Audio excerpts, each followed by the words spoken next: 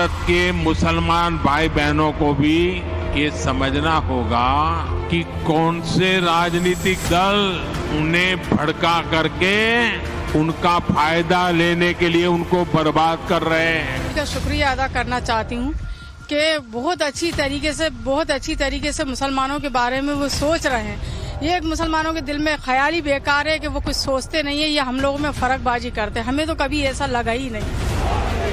ना कोई दूरी है, ना कोई खाई है। प्रधानमंत्री नरेंद्र मोदी हमारे भाई हैं। मोदी को लेकर देश की मुस्लिम महिलाओं का ये भरोसा सुप्रीम कोर्ट के एक फैसले के बाद और भी ज्यादा पुख्ता हो गया। सभी महिलाएं खुश हैं और ज्यादातर यही चर्चा चल रहा है कि जो भी सुप्रीम कोर्ट में उन्होंने जो उठाया फैसला जो बताया वो बहुत अच्छा है। चाहे 3 तलाक को खत्म करने की बात हो या पसमानदा मुसलमानों के लिए पीएम का प्यार, बीते 10 सालों में मोदी ने मुसलमानों को लेकर कई कदम उठाए। लेकिन सवाल यही है कि क्या मोदी पर मुसलमानों का भरोसा वाकई बढ़ा है? मोदी कुछ भी कर लें, क्या मुसलमान मोदी के साथ देंगे? इन दोनों सवालों पर मुस्लिम समाज क्या सोच रखता है? चुनावी आंकड़े क्या कहते हैं? मोदी राज में मुसलमानों को क्या मिला? इन सभी बातों पर आगे सिलसिलेवार तरीके से बात करेंगे। लेकिन सबसे पहले बात मुस्लिम महिलाओं पर आए उस फैसले की जिसकी चर्चा आज हर तरफ है। सुप्रीम कोर्ट ने बीते 10 जुलाई को कहा कि अब तलाकशुदा मुस्लिम महिला अपने पति से भरण पोषण की हकदार है। इसके लिए वो याचिका दायर कर सकती हैं। जस्टिस बीवी नगरत्ना और जस्टिस ऑगस्टिन जॉर्ज मसीह के बेंच ने मुस्लिम युवक मोहम्मद अब्दुल समद की याचिका को खारिज करते हुए यह आदेश दिया और कहा कि मुस्लिम महिलाओं को भी गुजारा भत्ता पाने का उतना ही अधिकार है जितना दूसरे धर्म की महिलाओं को। सुप्रीम कोर्ट ने अपने फैसले में कहा कि महिलाओं का भरण पोषण यानी गुजारा भत्ता दान का मामला नहीं बल्कि शादीशुदा महिलाओं का मौलिक अधिकार है। सुप्रीम कोर्ट के इस फैसले को शाहबानो 2.0 कहा जा रहा है क्योंकि 1985 में सुप्रीम कोर्ट के 5 जजों की संवैधानिक बेंचों ने शाहबानो के मामले में भी ऐसा ही फैसला दिया था। हालांकि तब मुस्लिम पर्सनल लॉ बोर्ड ने सुप्रीम कोर्ट के फैसले का विरोध करके शरीयत में दखल का हवाला दिया था, जिसके बाद उस वक्त के प्रधानमंत्री राजीव गांधी को मुस्लिम वोट बैंक छिटकने के डर से सुप्रीम कोर्ट के फैसले को पलटने के लिए संसद में कानून बनाना पड़ा था। हालांकि इस बार भी सुप्रीम कोर्ट के फैसले के बाद कई मुस्लिम धर्मगुरु नाराज हैं। ये जो फैसला लिया गया है खासकर मुसलमान महिलाओं को अपना उनका हक मिले, इस दिशा में बहुत बड़ा और ऐतिहासिक फैसला है। देखिए फर्क है, उस वक्त की जो सरकार थी, राजीव गांधी साहब की जो सरकार थी और आज की जो सरकार है, उनकी सोच में, उनकी विजन में फर्क है। ये वही दर्शाता है। उनकी प्राथमिकता कुछ और थी। वो जो है कट्टरपंथी ताकतों के दबाव में आकर उन्होंने अपना फैसला पलट दिया। लेकिन माननीय प्रधानमंत्री जी की जो सरकार है और भारतीय जनता पार्टी की, तो यही हमारी सरकार की तो प्राथमिकता ही यही है कि जो महिलाओं को सशक्त किया जाए, उनको उनका हक मिले और महिलाएं स्वयं को सुरक्षित महसूस करें। अब सवाल ये है, क्या पीएम मोदी भी राजीव गांधी वाली गलती करेंगे? तो इसका एक लाइन में जवाब है बिल्कुल नहीं, क्योंकि प्रधानमंत्री मोदी बीते 10 सालों से लगातार मुस्लिम महिलाओं के हक हुकूक की वकालत करते आए हैं और ये भी सहयोग ही है कि सुप्रीम कोर्ट का फैसला ऐसे वक्त पर आया जब नरेंद्र मोदी लगातार तीसरी बार प्रधानमंत्री बने हैं। हाल में संपन्न चुनावों में और उसके बाद शपथ ग्रहण में संविधान लेकर जो लोग आए थे, सर्वोच्च न्यायालय के डिसीजन ने भारत की संविधान पे आए सबसे बड़े संकटों में से एक का उत्तर दिया है। 1985 शाहबानो केस आता है, सर्वोच्च न्यायालय का निर्णय एक गरीब मुस्लिम महिला को, शायद मुझे ध्यान नहीं है, 120 रुपए या कुछ ऐसे के आसपास का मेंटेनेंस देना था और उस समय यह लगता है कि यह शरिया के विरुद्ध है, तो तत्कालीन कांग्रेस सरकार जो स्वर्गीय राजीव गांधी जी के नेतृत्व में चल रही थी, उसने सर्वोच्च न्यायालय के निर्णय को रौंद कर संविधान से ऊपर शरिया को कर दिया था। मैं चुनौती से कहता हूं, दुनिया में एक सेकुलर देश बताइए जहां सुप्रीम कोर्ट के जजमेंट से ऊपर शरिया होता हो। संविधान खतरे में था। यह हमें फिर याद दिलाता है कि संविधान को कितना बड़ा खतरा, जब जब ये सत्ता में आए हैं, अनेक प्रकार से संविधान को खतरे में डाला है। अपने दूसरे ही कार्यकाल में 3 तलाक पर कानून बनाकर मोदी मुस्लिम महिलाओं के हक हुकूक की बात कर चुके हैं। अब तलाकशुदा महिलाओं को गुजारा भत्ता मिलना यकीनन मुस्लिम महिलाओं के लिए बड़ी राहत है और इसका मुस्लिम महिलाएं खुलकर स्वागत भी कर रही हैं। और मोदी सरकार को बार बार धन्यवाद भी दे रही हैं। सरकार में हम लोग सब उनके आभारी हैं इस सरकार में कि हम लोगों को सबको ये फायदा लाभ मिल रहा है। सरकार का फैसला जो सुप्रीम कोर्ट को आया है मुस्लिम महिलाओं के लिए वो बहुत अच्छा आया। मुस्लिम महिलाएं इससे अपने आप को सुरक्षित महसूस करती हैं।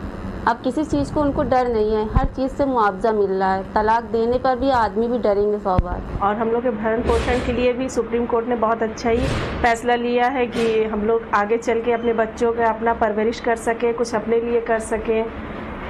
और इसके लिए हम लोग सुप्रीम कोर्ट का धन्यवाद करते हैं और सरकार का भी करते हैं कि हम लोग के बारे में बहुत अच्छा सोचा उन्होंने। विपक्ष शुरू से प्रधानमंत्री नरेंद्र मोदी के खिलाफ ऐसा नैरेटिव सेट करता आया है जैसे वो मुसलमानों के सबसे बड़े विरोधी हैं। लेकिन मुसलमानों के लिए पीएम मोदी ने जो बीते 10 सालों में किया वो किसी से छिपा नहीं है। सिर्फ 3 तलाक वाले मुद्दे की बात करें तो इसने मुस्लिम महिलाओं की जिंदगी बदल कर रख दी। 3 तलाक खत्म होने के बाद मुस्लिम महिला सशक्तिकरण में योगदान मिला, मुस्लिम महिलाओं को समाज में सम्मान मिला, मुस्लिमों के संवैधानिक और मौलिक अधिकारों की रक्षा हुई और 3 तलाक के मामलों में 82% तक कमी आई है। साथियों, इसी क्षेत्र में 3 तलाक से पीड़ित कितनी ही बेटियों का जीवन तबाह हो गया था। और सिर्फ बेटियों का नहीं, और 3 तलाक के कारण मुसीबत में आई उस बेटी, उसके पिता, भाई, परिवार सब परेशान हो जाते थे। अब मोदी ने 3 तलाक के खिलाफ कानून बनाकर उनका जीवन भी सुरक्षित किया है। बीते 10 सालों में पीएम मोदी ने कैसे मुस्लिम महिलाओं का उद्धार किया, उसे ऐसे समझिए। 3 तलाक कानून खत्म कर बराबरी का हक दिलाया, महिलाओं को बगैर पुरुष के हज यात्रा का अधिकार दिलाया, नई रोशनी स्कीम से नेतृत्व विकसित करने की कोशिश की, उड़ान योजना प्रतियोगी परीक्षाओं के लिए स्टूडेंट को फ्री कोचिंग दी और शादी शगुन योजना में ग्रेजुएट मुस्लिम लड़कियों को 51,000 रुपए देने का प्रावधान किया, जिसके लिए मुस्लिम महिलाओं ने बार बार प्रधानमंत्री का आभार भी जताया। अगर लाभ पहुंचाने की बात कहेंगे तो पूरा 100% लाभ पहुंचा है, क्योंकि जितना योजनाएं दूसरों के लिए है उतनी ही योजनाएं मुस्लिम लोगों के लिए भी है, इसलिए हम उसको कहीं से अलग नहीं कर सकते। मुस्लिम समाज को ये सोचना चाहिए कि आज मोदी जी की वजह से उनको हर एक योजना का लाभ मिल रहा है, किसी प्रकार का कोई भेदभाव नहीं हो रहा है, उनका इलाज मुफ्त में हो रहा है, उनके घर में शौचालय बन रहा है, उनको आवास मिल रहा है। मोदी राज में सबका साथ, सबका विकास, सबका विश्वास की विचारधारा के साथ केंद्र की योजनाओं का बड़ा लाभ मुस्लिम समुदाय के परिवारों को भी मिला। फिर चाहे वो उज्ज्वला योजना हो, पीएम आवास योजना हो, शौचालय निर्माण या आयुष्मान भारत जैसी योजना, इनका लाभ पाने वालों में मुस्लिमों की अच्छी खासी तादाद है। आयुष्मान कार्ड का जो सीनियर सिटीजनों के लिए है और जिसका पास पैसे नहीं होते हैं वो लोग फ्री ऑफ कॉस्ट में, मुफ्त में अपना खुद का इलाज करवा सकते हैं। अब सवाल ये है कि मोदी मुस्लिमों की भलाई में पीछे नहीं हटे, उन्होंने हर मोर्चे पर मुस्लिम महिलाओं का साथ दिया। लेकिन मोदी को क्या मिला, अब इसे चुनावी आंकड़ों के जरिए समझिए। लोक नीति CSGS के सर्वे के मुताबिक साल 2014 में 8% मुसलमानों ने बीजेपी को वोट दिया था। ये पहला ऐसा चुनाव था जिसमें बीजेपी को मुसलमानों का इतना बड़ा समर्थन हासिल हुआ था। मोदी लहर में मुस्लिमों का गढ़ माने जाने वाले देवबंद में भी मोदी को वोट मिला था, यानी मुस्लिमों में मोदी को लेकर उत्साह था। वहीं साल 2019 में करीब 8.5% मुसलमानों ने एनडीए को वोट दिया था। इसका क्रेडिट 3 तलाक कानून को दिया गया था। अधिकांश मुस्लिम महिलाओं ने मोदी की झोली को वोट से भर दिया था। लेकिन इस बार यानी 2024 के लोकसभा चुनाव में मुस्लिमों ने इंडिया अलायंस पर भरोसा जताया। बीजेपी को सिर्फ 8% वोट मिले, जो पिछले लोकसभा चुनाव में मिले वोट से करीब आधा फीसदी कम है। मैं आज पहली बार कह रहा हूं, मैं कभी इन विषयों को लिया, मैं मुस्लिम समाज को कह रहा हूं, उनके पढ़े लिखे लोगों को कहता हूं कि आत्ममंथन करिए, सोचिए, देश इतना आगे बढ़ रहा है, अगर कमी आपके समाज में महसूस होती है तो क्या कारण है? सरकार की व्यवस्थाओं का बेनिफिट कांग्रेस के जमाने में आपको क्यों नहीं मिला? क्या कांग्रेस के कालखंड में आप इस दुर्दशा के शिकार हुए हो क्या? आत्ममंथन कीजिए और एक बार तय कीजिए, ये आपके मन में जो है कि सत्ता पे हम बिठाएंगे, हम उतारेंगे, उसमें आप अपने बच्चों का भविष्य खराब कर रहे हो।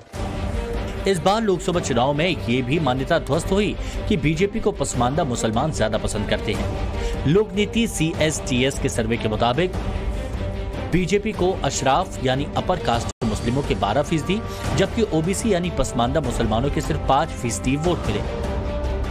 जबकि पसमानदा मुसलमानों के उद्धार पर मोदी का फोकस हमेशा से रहा है। CSTS डेटा के मुताबिक बीजेपी को ज्यादातर वोट गरीब और आर्थिक रूप से पिछड़े मुसलमानों ने दिया। मुसलमानों के इस वर्ग से पार्टी को 11% वोट मिले।